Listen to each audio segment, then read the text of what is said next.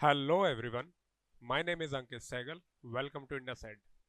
So, NEET की इस journey में अब हम एंटर कर रहे हैं इनऑर्गेनिक केमिस्ट्री में। ओके, इस इनऑर्गेनिक केमिस्ट्री में नीट में हमने कौन कौन से चैप्टर पढ़ने होते हैं, हमारे सिलेबस में कौन कौन से चैप्टर हैं।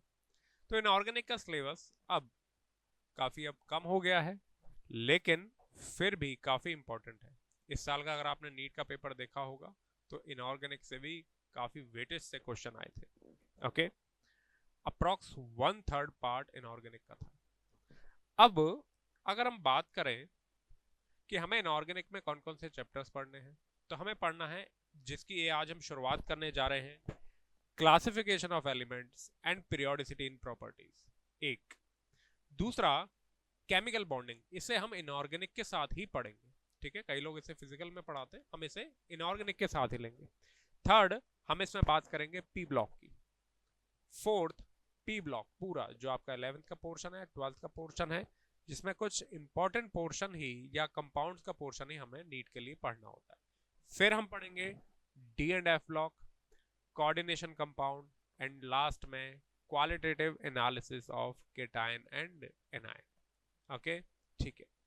तो चलिए हम इस बारे में बात करते हैं। आज का जो हमारा चैप्टर है वो है classification of elements and periodicity in properties. चलिए स्टार्ट करते हैं। सो आज हम क्या पढ़ने जा रहे हैं? आज हम पढ़ेंगे इस चैप्टर में कि हमें बेसिक इंट्रोडक्शन, कि हमें एलिमेंट्स के क्लासिफिकेशन की जरूरत क्यों है, और क्लासिफिकेशन करने के लिए क्या क्या अब तक ट्राई हुई है, कोशिशें हुई हैं, यानी history.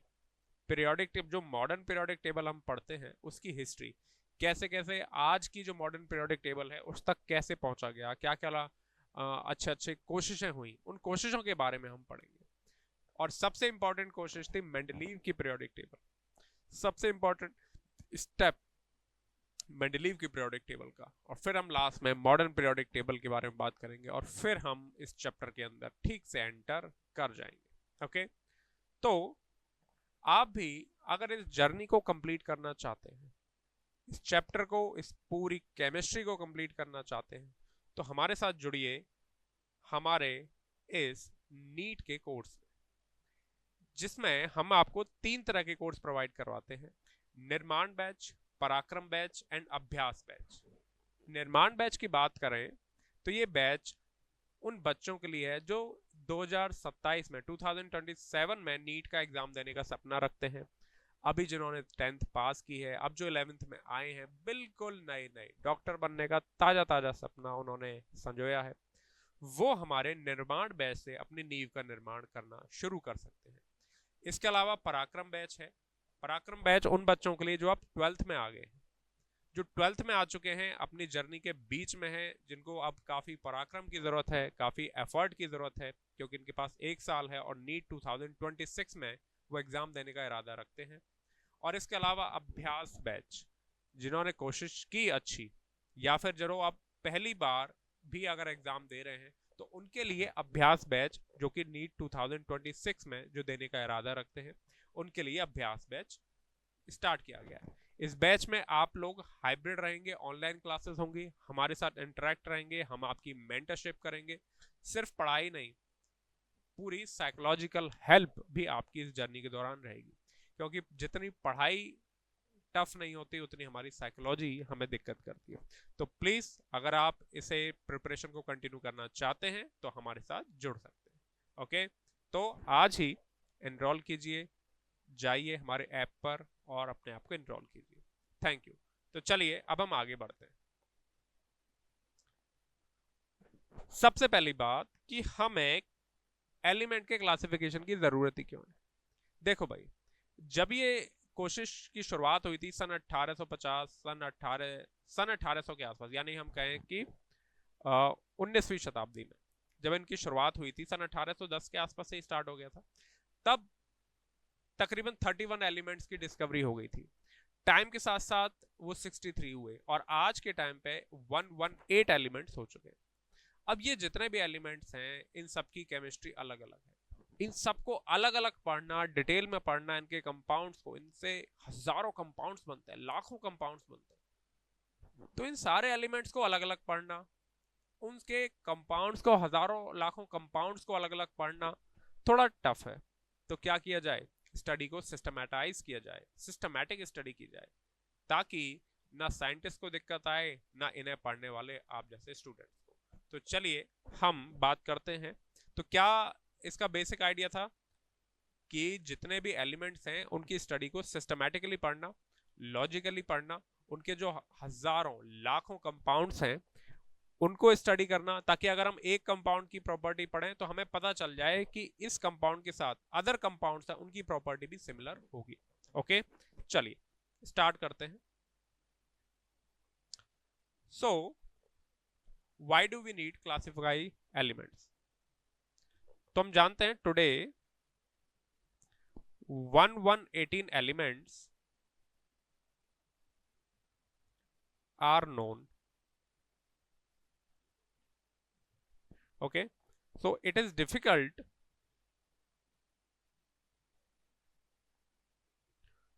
to study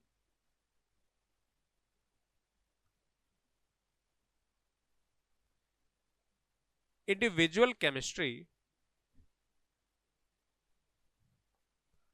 of all these elements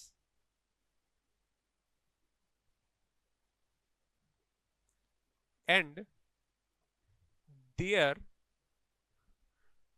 various compound.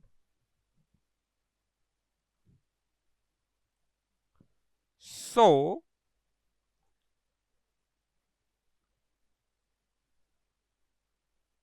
to systematize, sorry, to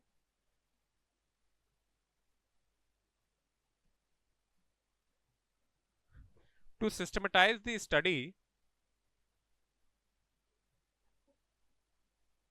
of these compounds, we need to classify them. और सिर्फ क्लासिफिकेशन ही नहीं, इन सब के जो कंपाउंड्स हैं उनके बारे में भी स्टडी हो जाएगी। इवन इस क्लासिफिकेशन के जरिए आप देखोगे कि फ्यूचर में डिस्कवर होने वाले कंपाउंड्स को भी प्रेडिक्ट किया गया है। ठीक है, with the help of classification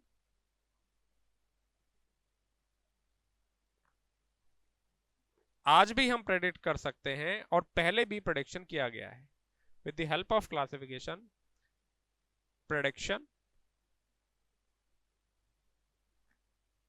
of future elements to be discovered, prediction of future elements can be made. Like Mendeleev,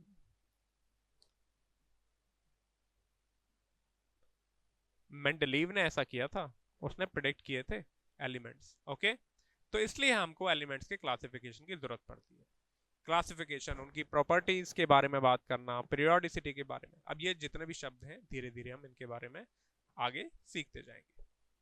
अब मैं बात करता हूं, जैसा कि मैंने यहां पर बताया कि अब सेकंड जो चीज है हमारे पास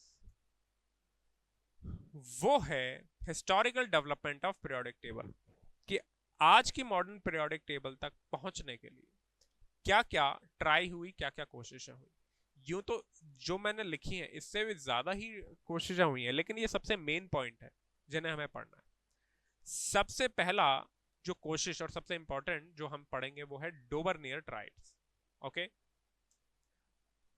डोबरनियर ट्राइड्स। अब जैसे कि आपको नाम से पता चल रहा है यहां पर ये ट्राइड शब्द है। डोबरनियर नाम के साइंटिस्ट ने एलिमेंट्स को देखा, स्टडी किया और उनमें एक पैटर्न ढूंढा। और वो पैटर्न क्या था कि उसने 3 एलिमेंट्स के ग्रुप बनाए, 1 2 3, और उनको नाम दिया ट्राइड्स। 3 एलिमेंट के कुछ ग्रुप्स बनाए और उन्हें नाम दिया ट्राइड्स। और उसमें कहा कि ये जो element first, second and third, और कहा कि ये जो एलिमेंट सेकंड है इसका जो एटॉमिक वेट है वो एलिमेंट फर्स्ट और थर्ड का ज्योमेट्रिकल मीन है, इसका मीन है। तो क्या पॉइंट है हमारे पास, Dobereiner arrange elements in group of 3 elements. अभी आपको मैं क्लियर कर देता हूं कि क्या कहने जा रहा हूं, पहले माइंड में क्या क्रिएट करो, doubt. Dobereiner arrange element in group of 3 elements.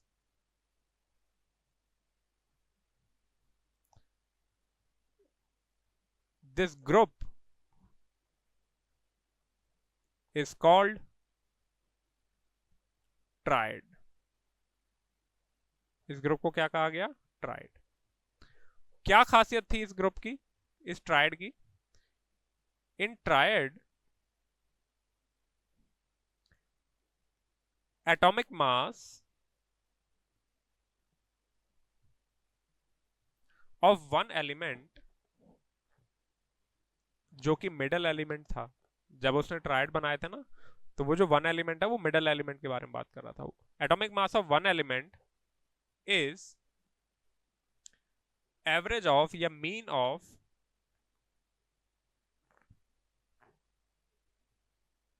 Atomic mass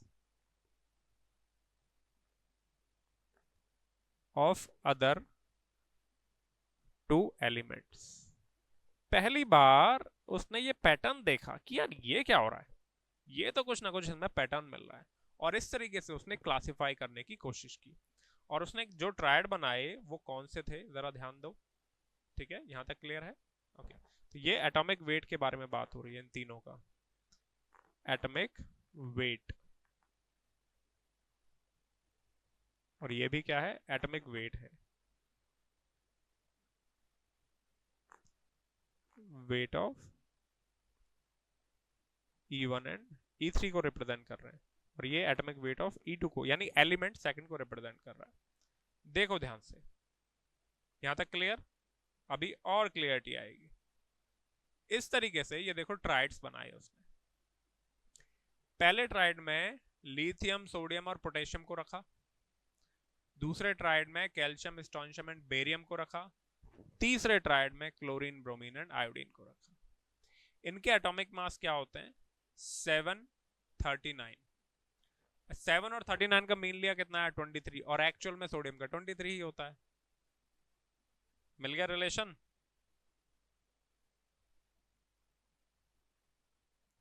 दूसरा, कैल्शियम, स्ट्रोंशियम एंड बेरियम। अच्छा जरा ध्यान देना, ये जो ट्राइड है लिथियम, सोडियम, पोटेशियम, आज भी ये तीनों एलिमेंट कहाँ हैं, एक ही ग्रुप में है।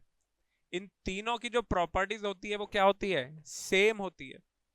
तो क्या लिथियम को अलग पढ़ना, सोडियम को अलग पढ़ना आज के टाइम पे आप तो सोच सकते हो, या पोटेशियम को अलग पढ़ना? नहीं, तीनों को एक साथ पढ़ते हो। तीनों ही +1 चार्ज बनाते हैं। तीनों ही का जो हाइड्रोक्साइड है, तीनों के जो ऑक्साइड है वो कैसे होते हैं, बेसिक होते हैं।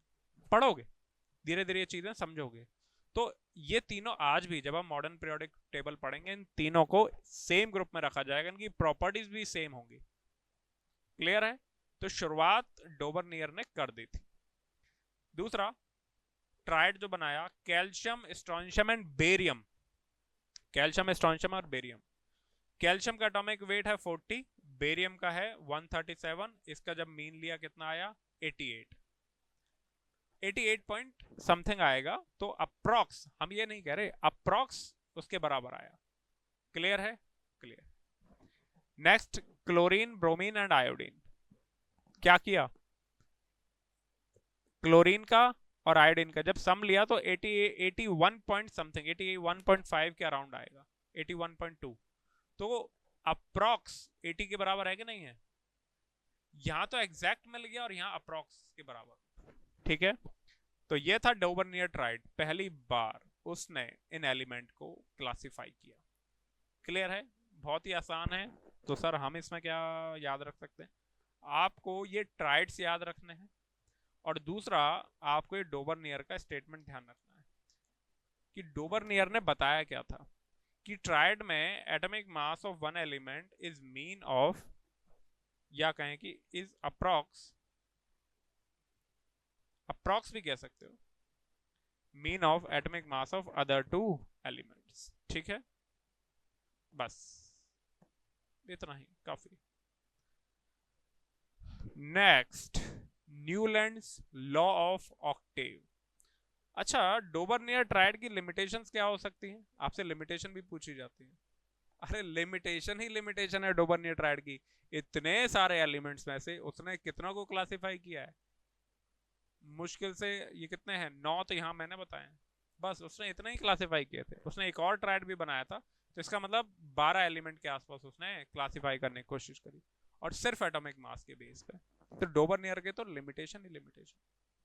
क्लियर? क्लियर। तो मैं यहाँ पर लिख देता हूं लिमिटेशन में, limitation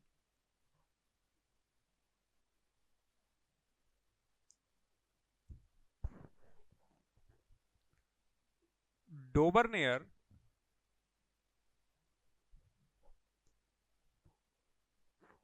was able to classify only some elements,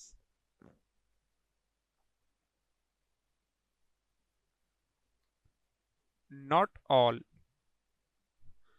ठीक है, और दूसरा, ये जो क्लासिफिकेशन था उसमें प्रॉपर्टी उसने कौन सी ली? सिर्फ atomic mass, atomic number, mass number, आपका एटॉमिक रेडियस, न जाने कितनी प्रॉपर्टीज होती हैं, उनके बारे में इसने कोई जिक्र नहीं किया। तो इसका जो क्लासिफिकेशन था वो किस तक लिमिट था? एटॉमिक मास तक। तो हम क्या लिखेंगे? Classification of elements was limited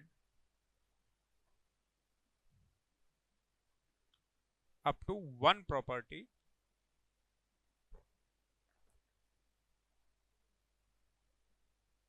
that is atomic mass। उसने और कोई इसके बारे में बात नहीं करी कि भाई इनकी रेडियस क्या हो सकती है। अब आगे हम पढ़ेंगे इनकी रेडियस में भी एक रिलेशन होता है, ठीक है, इनकी वैलेंसी में एक रिलेशन होता है। क्लियर है? चलिए आगे बढ़ते हैं। और मॉडर्न पीरियोडिक टेबल में क्लासिफिकेशन का आधार क्या है जानते हैं? Atomic number.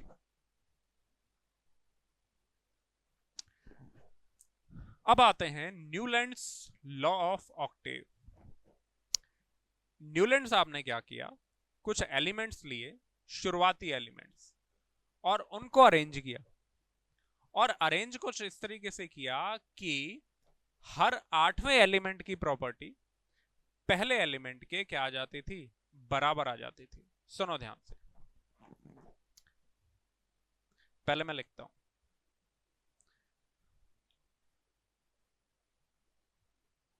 Lithium, beryllium, boron, carbon, nitrogen, oxygen, fluorine. 1 2 3 4 5 6 7। Sodium, magnesium, aluminium, silicon, phosphorus, chlorine, sulphur, chlorine, potassium, calcium. बस यहीं तक ही न्यूलैंड ने अरेंज किया। ठीक है, लिमिटेशन यहीं पता चल गई, खासियत तो बाद में, लिमिटेशन तो यहीं पता चल गई कि इसने सिर्फ कैल्शियम तक ही, शुरुआती कुछ एलिमेंट्स तक ही इसको क्लासिफाई किया है। ओके, और क्या बोला न्यूलैंड ने? न्यूलैंड ने यह बोला कि, मैं यहां लिख देता हूं, Newland arrange elements in such a way that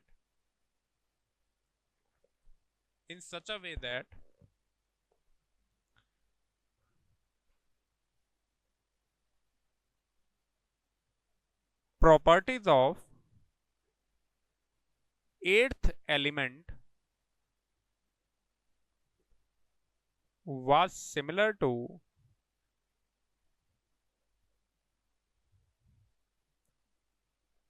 property of first element। ठीक है, और उसने अरेंज कैसे किया था? Increasing order of atomic mass. Newland arrange element in increasing order of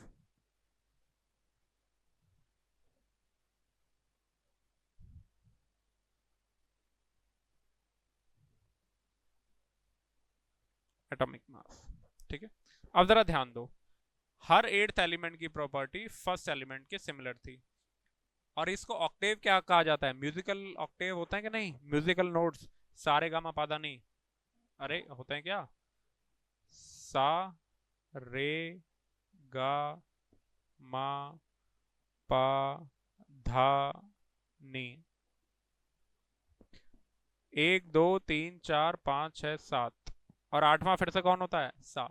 सारे गामा पादा नी सा नी दापा मागा रे सा। ये तो अरे केमिस्ट्री ने चल रही है। ठीक है, सारे गामा पादा नहीं, तो आठवां एलिमेंट कौन आ गया? फिर से सा। क्लियर है? तो इस तरीके से, अच्छा, फिर अगर आप यहां से शुरुआत करोगे 1 2 3 4 5 6, फिर से 7 8, 1 2 3 4 5 6 7 8, तो देखो ये फर्स्ट हुआ तो ये 8 हो गया। सेम आया कि नहीं आया? सेम ऐसे ही, तो इसे हम म्यूजिकल ऑक्टेव से मिलता जुलता है, इसलिए इसका नाम क्या पड़ा? Newlands law of octave. As it is similar to musical octave, hence it is called law of octave। देखो मेरा भी म्यूजिक व्यूजिक से कोई लेना देना नहीं है, मैंने भी पहली बार ये यही सुना था जब मैंने पीरियोडिक टेबल पढ़ी कि हाँ इसे ही हम म्यूजिकल ऑक्टेव कहते हैं। अब सुनो ध्यान से, लिथियम पहला, यहां से शुरुआत करा, first second third fourth fifth six seven eighth.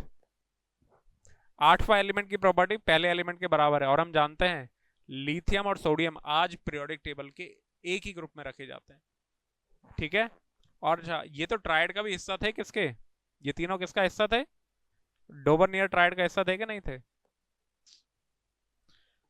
अरे अभी अभी पढ़ा है। तो यहां से शुरुआत करोगे 1, तो यहां पर आएगा 8। यहां से शुरुआत कर लो 1 2 3 4 5 6 7 8। बेरिलियम और मैग्नीशियम आज भी ये दोनों अल्कलाइन अर्थ मेटल हैं, अभी हम पढ़ेंगे तो समझ जाएंगे। अगर जो ड्रॉपर वाले बच्चे हैं वो समझ रहे होंगे इस बात को, या 12th वाले बच्चे इस बात को समझ रहे होंगे। अच्छा यहां से शुरुआत कर लो, तो 1 और ये 8, दोनों की प्रॉपर्टी कैसी होती है? सिमिलर। ये दोनों आज भी सेम ग्रुप में, ग्रुप 13 में रखे जाते हैं। कार्बन सिलिकॉन, ये इनकी प्रॉपर्टी सेम, इसकी सेम, इसकी सेम, फ्लोरीन क्लोरीन की सेम, सोडियम पोटेशियम की सेम, मैग्नीशियम कैल्शियम की सेम। समझ गए? तो हर आठवें एलिमेंट की प्रॉपर्टी पहले एलिमेंट के सिमिलर है, इसलिए ये भी एक क्लासिफिकेशन का तरीका था। और चूंकि म्यूजिकल ऑक्टेव से मिलते जुलते हैं, इसे हम क्या कहते हैं? Newlands law of Octave. Limitation साफ दिख रही है, limitation, this law include only few elements having lower atomic mass। शुरुआत के लोअर एटॉमिक मास वालों को ही इसने इंक्लूड किया था। अच्छा अगर आप गौर करोगे तो आज की पीरियोडिक टेबल में लोअर एटॉमिक मास में लिथियम से पहले कौन आते हैं? हाइड्रोजन और हीलियम, वो इंक्लूड नहीं थे। गौर करोगे तो यहाँ पर नियॉन नहीं है, यहाँ पर आर्गन नहीं है, कुछ नहीं है। तो lower mass elements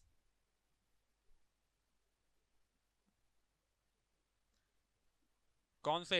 hydrogen, helium, were absent, were not included,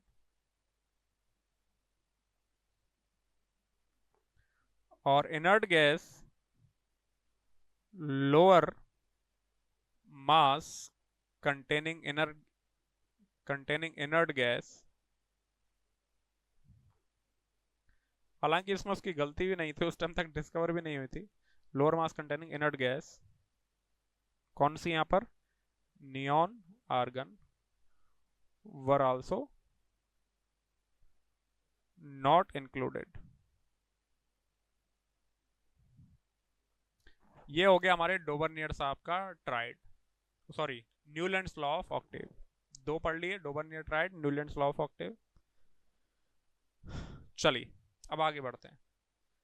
और अगर 11th वाले हैं, जब वो पीरियोडिक टेबल पढ़ेंगे तो तुमको ये न्यूलैंड लॉ ऑफ ऑक्टेव अच्छे से क्लियर होगा, क्योंकि ये एक ही ग्रुप के एलिमेंट होते हैं और एक ही ग्रुप के एलिमेंट की प्रॉपर्टी सिमिलर होती है।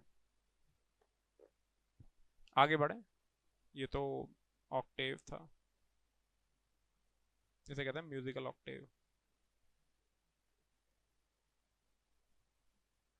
चलिए आगे बढ़ाते हैं। Lothar Meyer curve. अब इन साहब ने, लोथर मेयर साहब ने भी क्लासिफिकेशन का एक और तरीका निकाला।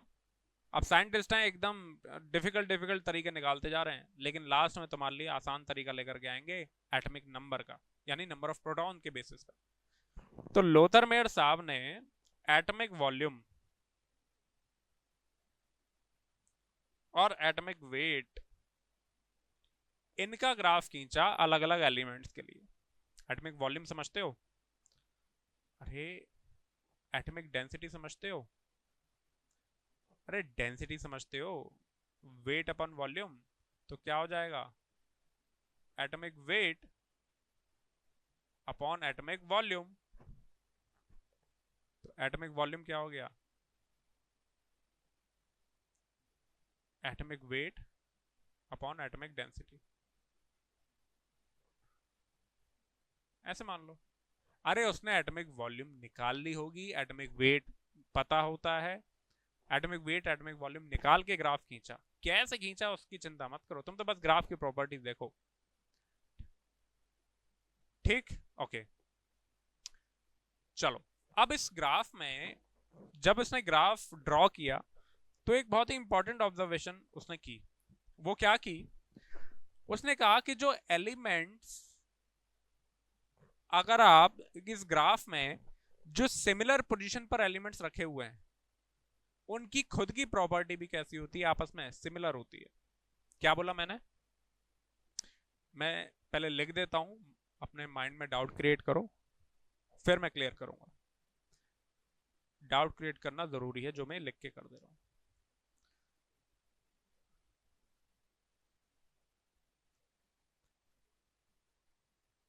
इन Lothar Meyer curve,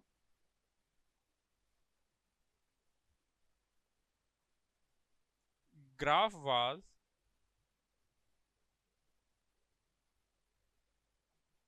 plotted between atomic volume and atomic weight,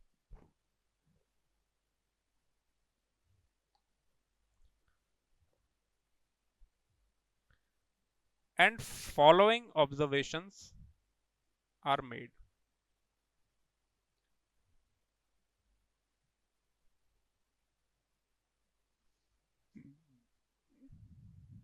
पहला,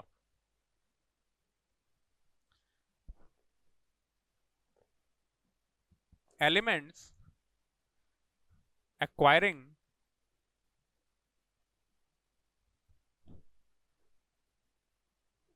similar position in graph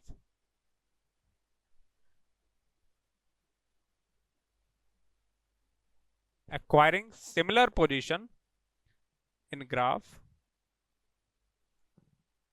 have similar properties.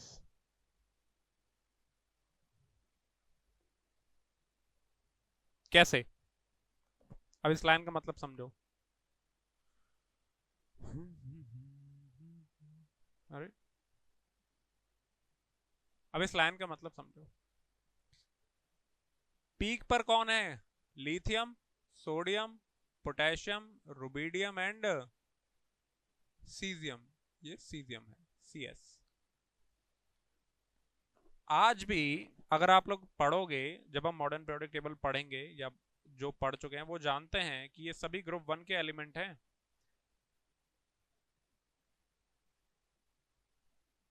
Francium भी आता है नीचे।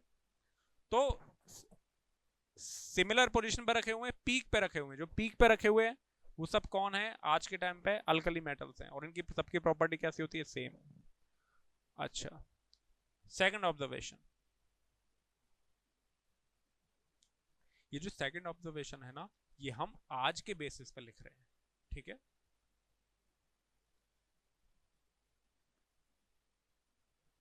Eight the peak, positions were या are acquired by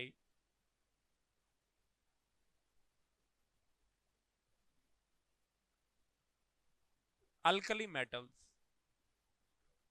और यानी आज का ग्रुप 1 अल्कली मेटल, यानी in group 1 in modern periodic table आज का, ठीक है? थर्ड,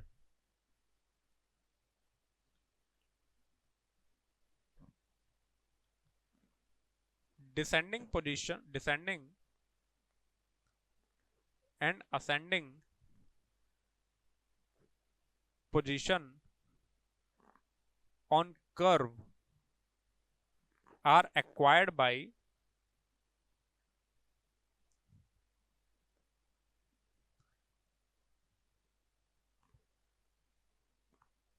अल्कलाइन अर्थ मेटल्स, जो कि आज का ग्रुप 2 है, एंड हैलोजेंस, जो कि आज का मॉडर्न पीरियोडिक टेबल का ग्रुप 17 है। 11th वाले इस बात को थोड़ा अभी नहीं समझेंगे, वो आगे समझ जाओगे, बाकी ड्रॉपर वगैरह सब समझ जाएंगे। एंड हैलोजेंस यानी group 17, descending ascending position on curve are acquired by, हाँ लिख लिया ना, रेस्पेक्टिवली लिखना बाकी है, पूरे सम्मान के साथ पोजीशन एक्वायर कर। सुनो भाई ध्यान से। डिसेंडिंग पोजीशन में यानी ये उतरता हुआ कर्व, उतरते हुए कर्व पे, उतरती हुई जगह पे कौन है? Beryllium, magnesium, calcium, strontium, barium. और आज भी हम जानते हैं कि आज का जो ग्रुप 2 है वो कौन होता है? Beryllium, magnesium, calcium, strontium, barium. इनको कहते हैं अल्कलाइन अर्थ मेटल। हालांकि बेरिलियम अल्कलाइन अर्थ मेटल नहीं कहलाता, वो अलग चीज है, देखेंगे। ये अल्कलाइन अर्थ मेटल में नहीं आता, ग्रुप 2 कह दे इसको, ठीक है? असेंडिंग डिसेंडिंग पोजीशन कर्व पे एक्वायर। देखो ना पैटर्न, देखो जिनकी प्रॉपर्टी सेम है वो कर्व पे सिमिलर पोजीशन एक्वायर कर रहे हैं। असेंडिंग पोजीशन, वो डिसेंडिंग पोजीशन एक्वायर करी है किन्होंने? ग्रुप 2 एलिमेंट्स ने, आज के ग्रुप 2 एलिमेंट्स ने। और पीक एक्वायर किए आज के अल्कली मेटल्स ने, ग्रुप 1 मॉडर्न पीरियोडिक टेबल के ग्रुप 1 एलिमेंट। और मैंने क्या लिखा है? Ascending position fluorine, chlorine, bromine, iodine. किसने एक्वायर करी है? हैलोजेंस कहते हैं इनको। 11th वाले इस बात को समझो, इसको कहते हैं हैलोजेंस, सॉल्ट जनरेटर। तो आज का मॉडर्न पीरियोडिक टेबल में ग्रुप 17 है, बस, ठीक है? तो आपने कितनी चीजें याद रखनी है? पहला कि लोथर मेयर कर्व किस किस के बीच में है? Atomic volume and atomic weight.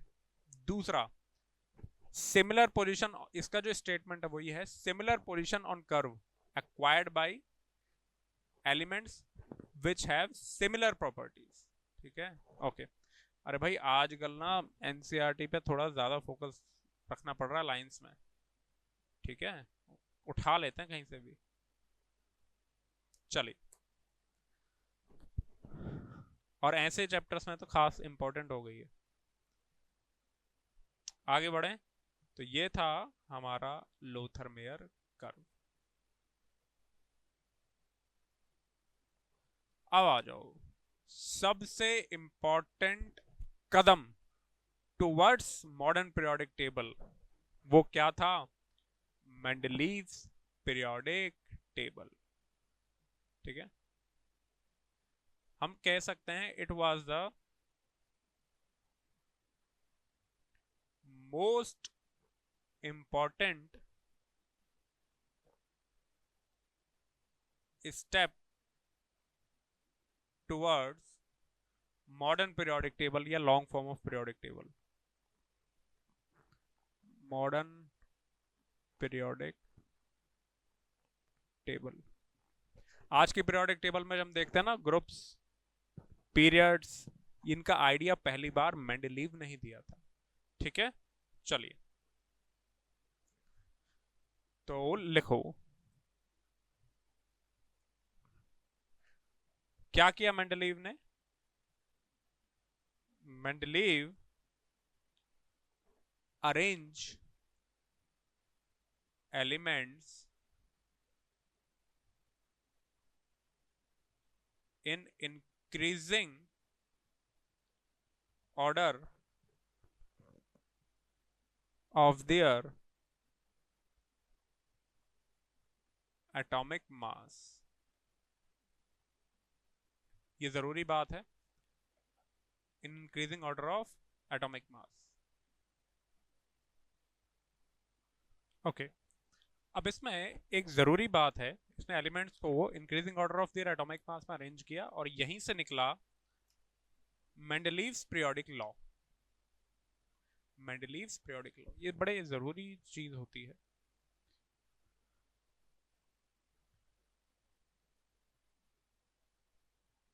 Mendeleev's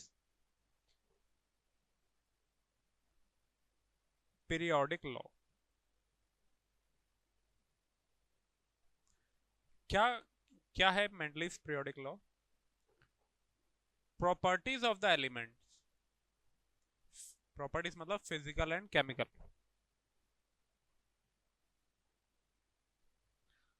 are periodic function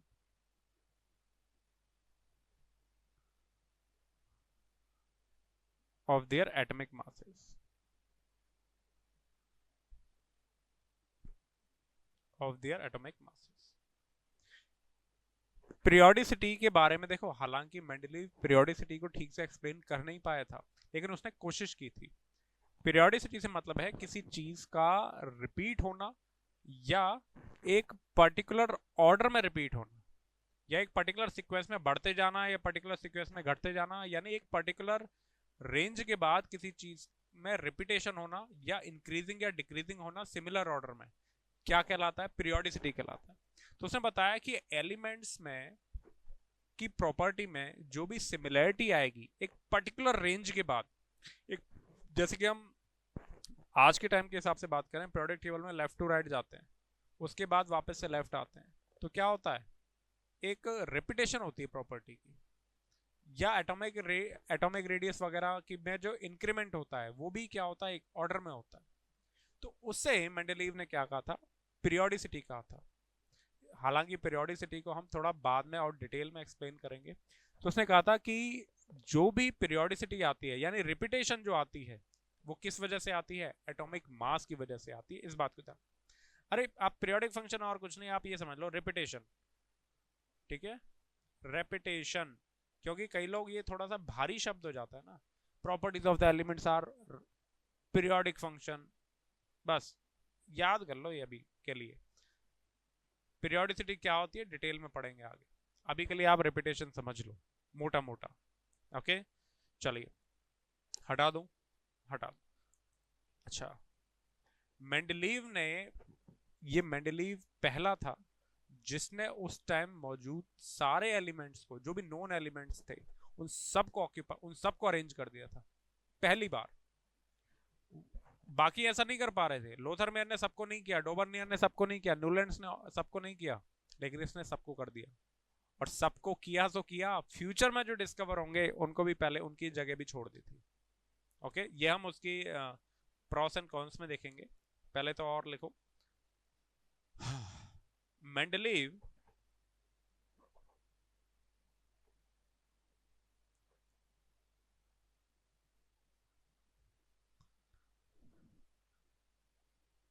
In Mendeleev's periodic table, originally there were 7 horizontal lines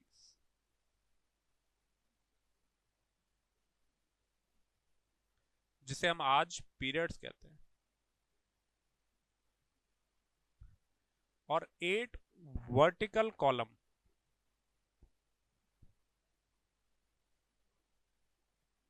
जिसे हम कॉलम्स जिसे हम फैमिली, और आज सबसे ज्यादा फेमस किस नाम से जानते हैं? ग्रुप्स के नाम से। ये ग्रुप बड़ी इंपॉर्टेंट चीज होती है, क्योंकि सेम उन वर्टिकल कॉलम उन ग्रुप में वही एलिमेंट रखे जाते हैं जिनकी प्रॉपर्टी सेम हो, सिमिलर हो। मेंडलीव ने अरेंज किया था पहली बार सिमिलर प्रॉपर्टी वाले एलिमेंट्स को, सिमिलर ग्रुप में अरेंज किया था। मैं लिख देता हूं, ये इसकी खासियत हो जाती है। Mendeleev arrange elements with similar properties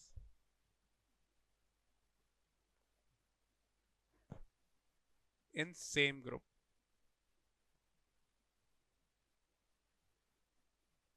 in a same group, ठीक है। और लास्ट में, नहीं अभी तो 1-2 लाइन और बाकी। It was first successful attempt in which all known elements that time were classified।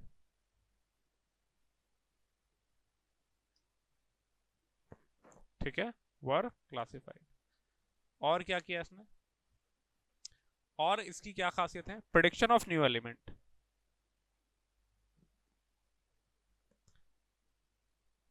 Prediction of new elements.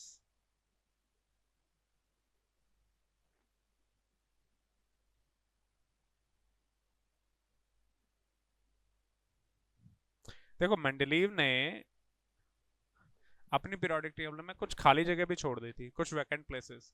उसने कहा था कि यहाँ पर भविष्य में ऐसे एलिमेंट खोजे जाएंगे जिनकी ये प्रॉपर्टी होगी, और उनको तुम यहाँ रख देना। पहले ही उसने प्रेडिक्ट कर दिया था। ये बहुत इंपॉर्टेंट बात थी। किन एलिमेंट्स को प्रेडिक्ट किया था वो भी हमें लिखना है, तो लिखो prediction of new element.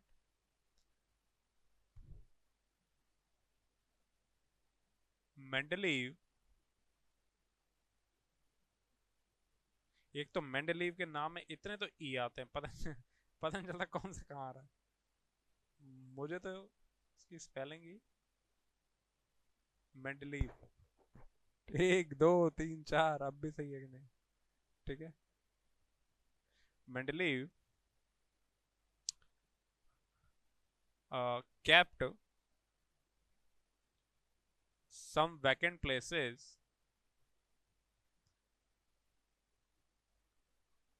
for elements to be discovered in future।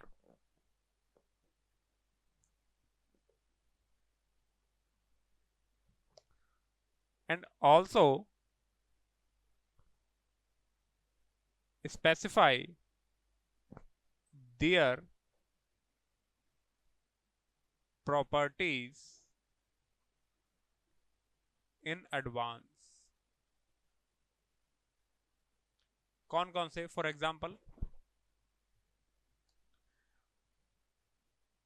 उसने एक एलिमेंट खोजा और उसका एक जगह छोड़ी एल्यूमिनियम के बाद, जिसका नाम रखा एका एल्यूमिनियम,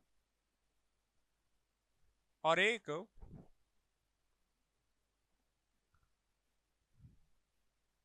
एका सिलिकॉन नाम से। इसकी जगह कहां छोड़ी? इस एका एल्यूमिनियम को प्लेस्ड या कहें कि इसकी खाली जगह छोड़ दी थी एल्यूमिनियम के जस्ट नीचे, kept vacant place below aluminium. और इसके लिए कहाँ वैकेंट प्लेस छोड़ा, केप्ट वैकेंट प्लेस बिलो या आफ्टर सिलिकॉन, इसलिए इसका नाम क्या रखा, एल्यूमिनियम। आज की पीरियोडिक टेबल के हिसाब से बताऊं तो ग्रुप 13 एंड ग्रुप 14। ग्रुप 13 होता है boron, aluminium, gallium, indium, thallium. Carbon, silicon, germanium, tin, lead. उसने कौन सी खाली जगह छोड़ी थी, एक ये खाली जगह छोड़ी थी और एक खाली जगह छोड़ी थी। इसका नाम उसने रखा था ए का एल्यूमिनियम, और इसका नाम रखा था ए का सिलिकॉन। अब समझ गए वो कौन है, गैलियम और जर्मेनियम। और जब फ्यूचर में ये डिस्कवर किए गए तो एग्जैक्टली exactly वही प्रॉपर्टी निकली जो मेंडलीव ने बताई थी। देख रहा है विनोद कैसे फ्यूचर प्रेडिक्ट किया जा रहा है। तो आज का ये कौन है, गैलियम, और आज का ये कौन है, जर्मेनियम। लिख देता हूं गैलियम, जर्मेनियम। ठीक है, ठीक। आगे बढ़ते हैं। ये मेन दो आप लोगों ने याद रखना है, ठीक है। चलो, और तो और ये मैं हटा देता हूं, आप लोग इसे लिखना चाहो लिख लो ना, मॉडर्न पीरियोडिक टेबल में आएगा अभी, पूरी टेबल याद हो जाएगी।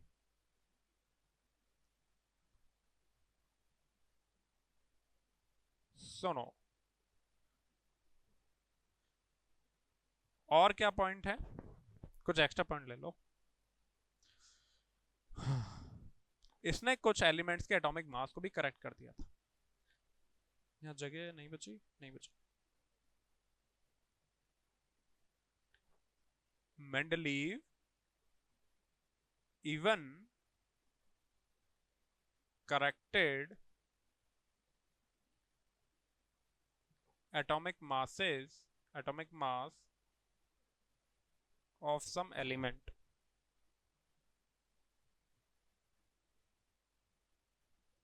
some elements जैसे कि beryllium and indium, beryllium and indium. हालांकि ये पॉइंट इतना फेमस नहीं है, ठीक है, छोड़ भी दोगे तो कोई दिक्कत नहीं। ओके, तो ये मेंडलीव पीरियोडिक टेबल की कुछ खासियत थी जो हमने पढ़ ली है। अब हम बात करते हैं, अरे खासियत समझ गए ना। अच्छा, आप लोगों को क्या क्या याद रखना है, एग्जाम पॉइंट ऑफ व्यू से सुन लो मेरी बात। एक तो आपने मॉडर्न पीरियोडिक लॉ याद रखना है, रख लोगे, ठीक है। दूसरा, यानी इसने आधार किसको बनाया था, एटॉमिक मास को बनाया था, ये इस मॉडर्न पीरियोडिक लॉ से, सॉरी, वो इस पीरियोडिक लॉ से समझ जाओगे। और सुनो, और आपको ध्यान रखना है ये ए का एल्यूमिनियम एंड ए का सिलिकॉन, रख लोगे ध्यान, ठीक है। और क्या ध्यान रखोगे,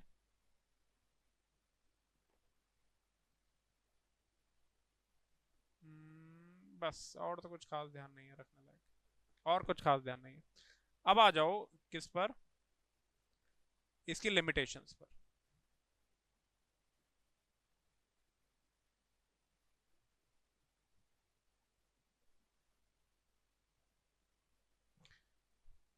इसने एटॉमिक मास को आधार बनाया और खुद ही उस आधार को तोड़ा भी। उसने कई कुछ जगह अपना जो पैटर्न बैठाने के लिए, सिस्टम बैठाने के लिए कुछ ऐसे अरेंजमेंट किए जिसमें लोअर एटॉमिक मास वाला बाद में रखा गया और हायर एटॉमिक मास वाला पहले रखा गया। कुछ जगह उसने ऐसा भी किया। तो लिखो इस बात को, some elements didn't दोबारा आ गया, ठीक है, follow some elements didn't follow atomic mass rule.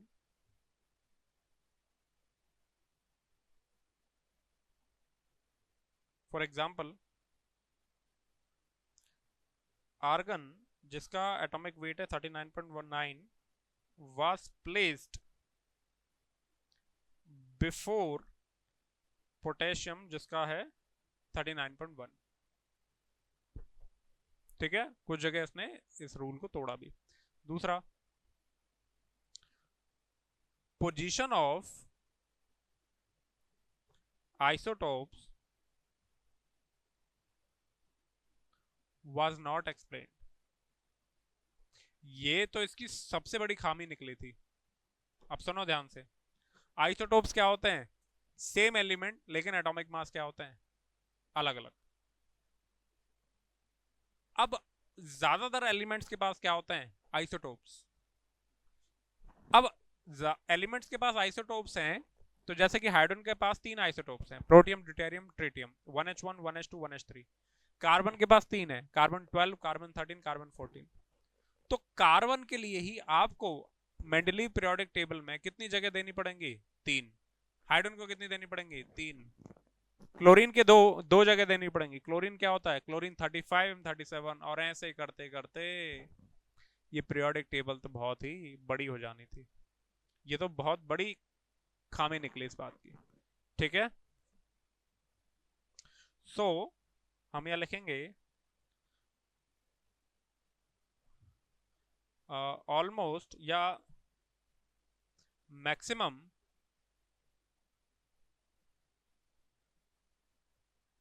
elements have isotopes, hence each element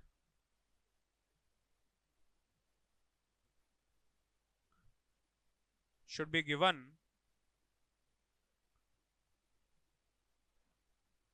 more than one position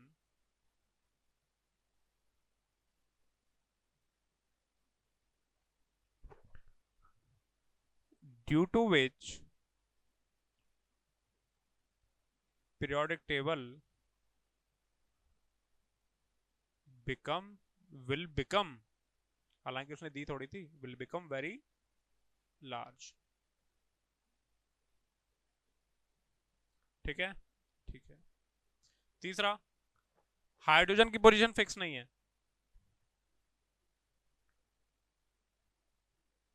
position of hydrogen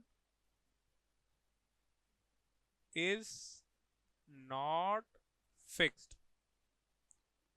देखो, यही आज की मॉडर्न पीरियोडिक टेबल की भी लिमिटेशन है। आज भी मॉडर्न पीरियोडिक टेबल में हाइड्रोजन की पोजीशन फिक्स नहीं है। ठीक है, तो हम लिख सकते हैं it is also limitation of modern periodic table. Modern periodic table, ठीक है। और नो एक्सप्लेनेशन फॉर पीरियोडिसिटी, कि भाई ये रिपीटेशन करते हैं, पर करते क्यों है इसके बारे में कोई बात नहीं करी उसने। हालांकि उस टाइम एटॉमिक स्ट्रक्चर भी डिस्कवर नहीं हुआ था जिस टाइम भी पीरियोडिक टेबल आई थी, तो बेचारा बता भी कैसे पाता। ओके, चलो, तो नो एक्सप्लेनेशन ऑफ पीरियोडिसिटी।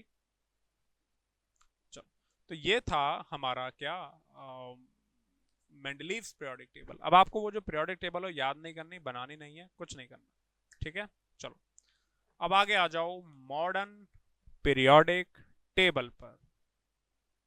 तो चलो स्टार्ट करते हैं हमारी मॉडर्न पीरियोडिक टेबल, या जिसे हम long form of periodic table भी कहते हैं।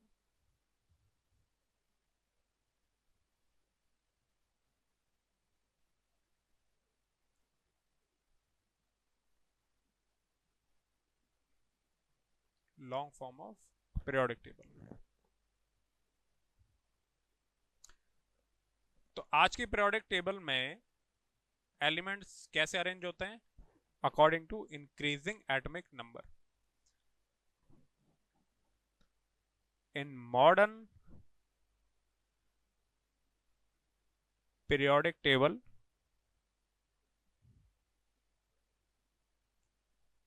elements are arranged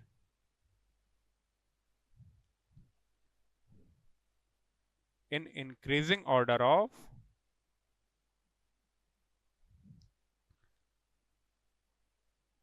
atomic number. Atomic number is what? Number of protons. Number of protons. अच्छा, ये जो मॉडर्न पीरियोडिक टेबल है बनाई किसने थी? किसी एक साइंटिस्ट ने नहीं बनाई थी, इसको बनाने में कई सारे साइंटिस्ट का कंट्रीब्यूशन था। तो इसे बनाने में कई साइंटिस्टों ने अपना कंट्रीब्यूशन दिया, थॉमसन, रदरफोर्ड, थोड़ा थोड़ा सारे साइंटिस्टों ने अपना थोड़ा थोड़ा कंट्रीब्यूशन दिया। लेकिन इसमें सबसे इंपॉर्टेंट नाम जो आता है वो आता है हेनरी मोजेले। ठीक है, तो कई बार तो ये मान लिया जाता है कि पूरी मॉडर्न पीरियोडिक टेबल मोजेले ने बनाई है। ठीक है, हालांकि सब साइंटिस्टों ने थोड़ा थोड़ा कंट्रीब्यूशन दिया, लेकिन सबसे इंपॉर्टेंट काम हेनरी मोजेले ने किया, क्योंकि उसने ये आधार दिया था एटॉमिक नंबर, और उसने दिया modern periodic law.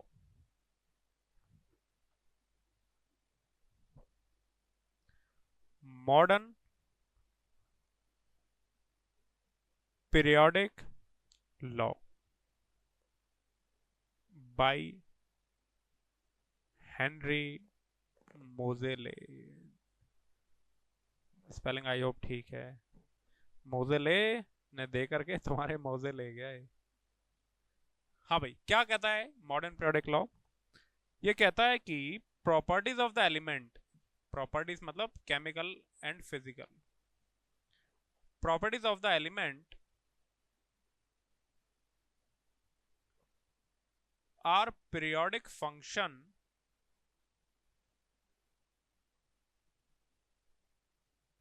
properties of the elements are periodic function of their atomic number।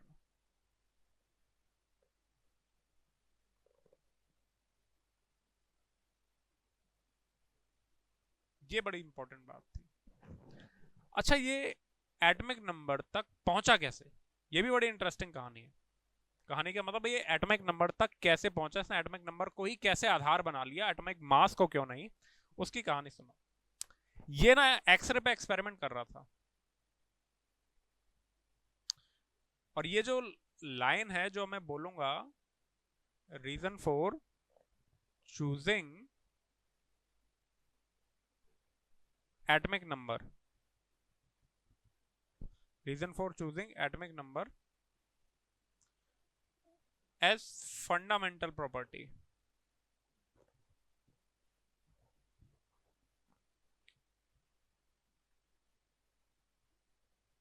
क्या कारण था? अब ये जो लाइन में बोलूंगा ये एनसीईआरटी में लाइन लिखी हुई है, एक्सरे एक्सपेरिमेंट वाली। हेनरी क्या कर रहा था? एक्सरे पे एक्सपेरिमेंट कर रहा था। मतलब वो मेटल लेता, एलिमेंट्स लेता, उन पे क्या करता, हाई एनर्जी इलेक्ट्रॉन डालता। जो मैं लिखूंगा वो याद कर लेना। हाई एनर्जी के इलेक्ट्रॉन डालता, और जब ये हाई एनर्जी के इलेक्ट्रॉन डालता है मेटल्स पे, तो क्या निकलती है उसमें से? एक्सरे निकलती है। अब इन एक्सरे की वो फ्रीक्वेंसीज को क्या कर रहा था? ऑब्जर्व कर रहा था। अब जैसे जैसे वो मेटल को बदलता जा रहा था, या अलग अलग मेटल्स को बदलता जा रहा था, तो उसने एक चीज ऑब्जर्व करी। उसने क्या ऑब्जर्व किया? उसने ऑब्जर्व किया कि ये जो फ्रीक्वेंसी है, इसका under square root is directly proportional to atomic number. ये इसने ऑब्जर्व किया। किसने? हेनरी मोजेले ने। तो मैं लिखता हूं यहां पर, when Henry was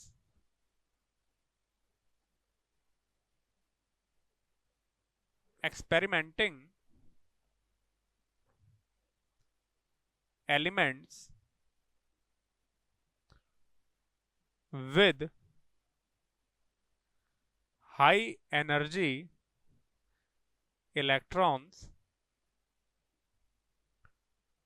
due to which X-ray produce। ये भी याद नहीं रखना, मैं एपोस्ट्रोफी कॉमा में लगा दूंगा, वो याद रखना। Due to which X ray produced, he observed pattern या relation between square root of frequency and atomic number.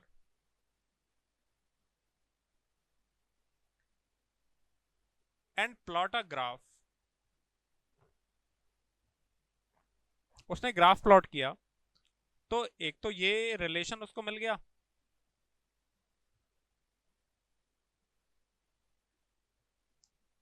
Mu versus atomic number z, और ये स्ट्रेट लाइन था। Plot a graph which was straight line.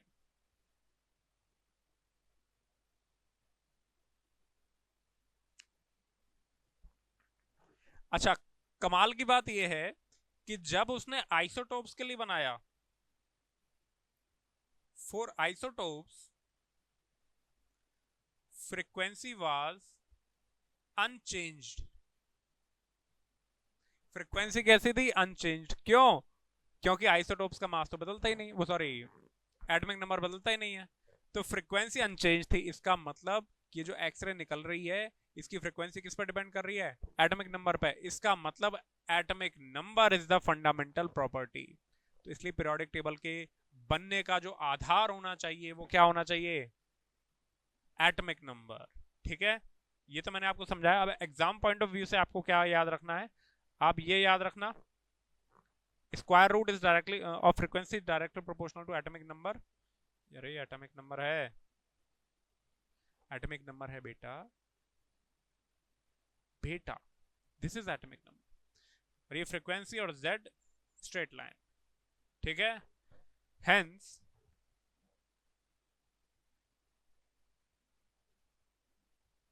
Henry मोजले was ensured या was ensured become, क्या English बना है? hence Henry Moseley choose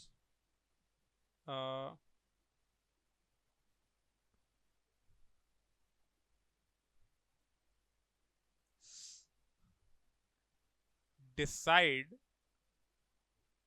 that atomic number is the fundamental property of element, fundamental property of element। किसी भी element के, आज तुम लोग पढ़ते हो सेम एलिमेंट के क्या अलग अलग एलिमेंट के एटॉमिक मास सेम हो सकते हैं, पर क्या अलग अलग एलिमेंट का एटॉमिक नंबर सेम हो सकता है? कभी भी नहीं हो सकता। तो एलिमेंट के बदलने का आधार ही क्या होता है? Atomic number. इसलिए इसने चुना। ठीक है, बस इस बात के बारे में बात हो गई। अब मैं बात करता हूं थोड़ा इसकी खासियत के बारे में।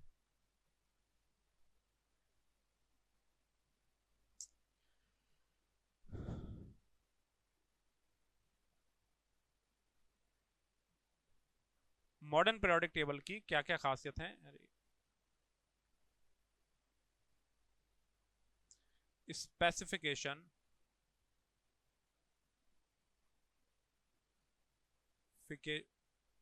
एक मिनट,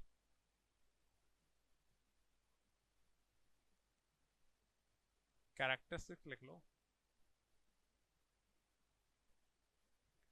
कैरेक्टरिस्टिक्स ऑफ मॉडर्न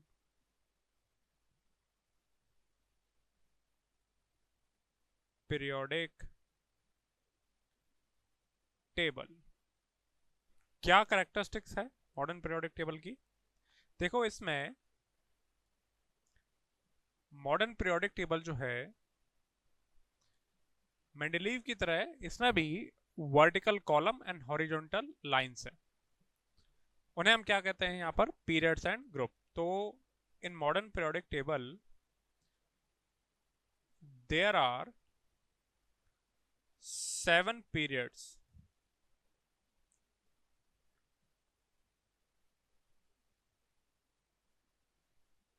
मतलब हॉरिजॉन्टल लाइंस, लाइंस नहीं, मतलब horizontally arranged group, horizontally arranged element, and 18 vertical horizontal rows लिखो यहाँ पर, horizontal rows and 18 vertical column, जिसे हम कहते हैं ग्रुप या फैमिली।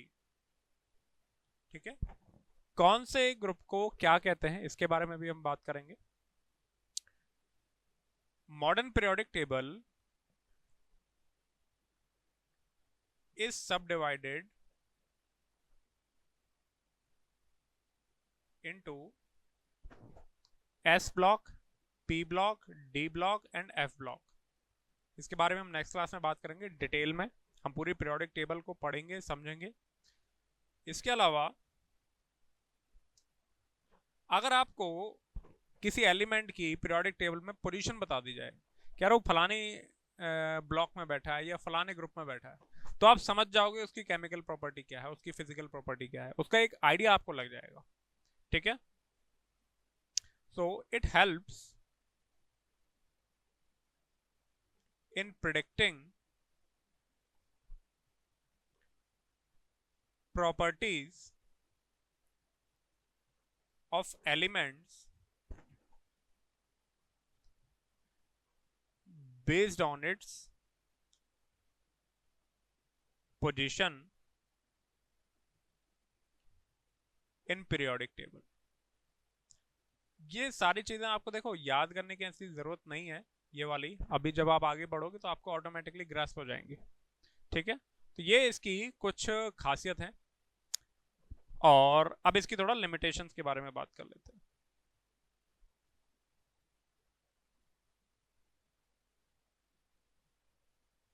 लिमिटेशंस, हाइड्रोजन की पोजीशन इसमें फिक्स नहीं है। पहली limitation, hydrogen position of hydrogen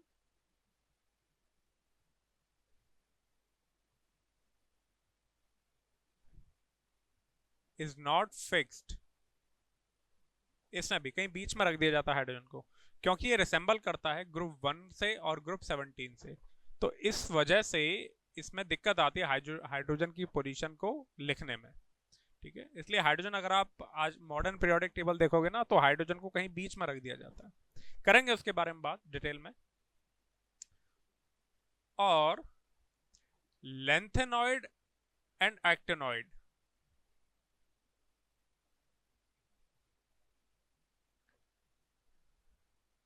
elements are not placed in main part of periodic table। periodic table का जो मेन बॉडी है उसमें नहीं रखे गए हैं। कहां रखे गए हैं? ये रखे गए हैं periodic table की मेन बॉडी के नीचे। they are positioned below the main body of